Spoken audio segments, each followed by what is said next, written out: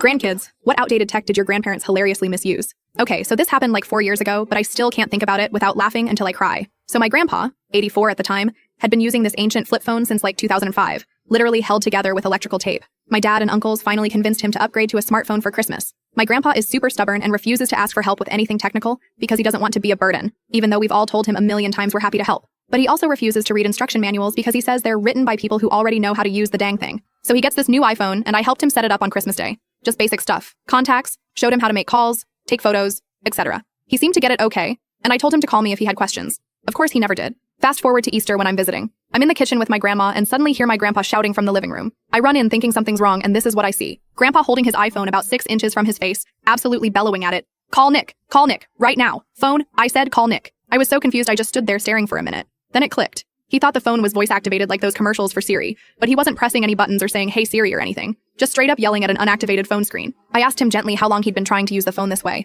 and he says, "Oh, about 3 months now. Sometimes it works, sometimes it doesn't. Darn newfangled technology is so temperamental." Turns out when he said sometimes it works, what was actually happening was he would yell so loud that Nick, who lives next door, would literally hear him through the walls and just come over because he heard his name being shouted. My grandpa thought this meant the phone had successfully called Nick. But wait, it gets better. Grandpa tells me he's been sending texts the same way. He'd hold the phone up and just speak his message out loud. When nobody responded, he figured they were just busy. For 3 months. And the photos? He didn't realize you had to press a button. He'd just aim the phone and say, "Take picture now," really loud. Then he'd complain that the camera wasn't working right because it never saved any photos. I tried so hard not to laugh while I showed him how things actually worked, but I absolutely lost it when he looked genuinely surprised and said, "Well, why doesn't it just know what I want? Isn't that the whole point of these smartphones?" The kicker was when I asked to see his phone to help fix some settings and saw his search history. Apparently when the voice commands didn't work, he would type his request into Google. Why won't phone call when I tell it to? How loud to yell at iPhone? Is my iPhone broken or just stupid? I spent about an hour giving him a proper tutorial, turned on actual voice commands, and made sure he knew how to use them correctly. He was genuinely shocked when Siri responded to him the first time without him having to scream.